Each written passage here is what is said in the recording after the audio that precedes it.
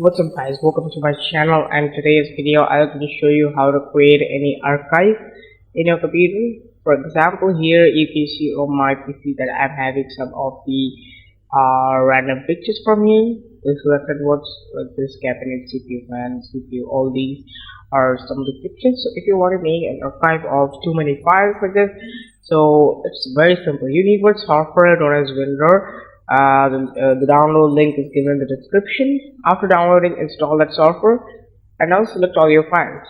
Right click and then go to add to archive. Then you have to choose a name from here.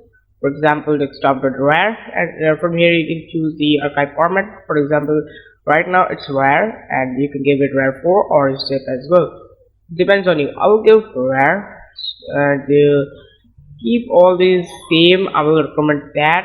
And if you want to give any password to it, so you can click on the set a password option, and then you can enter the password and then click on the OK option. I won't give any password.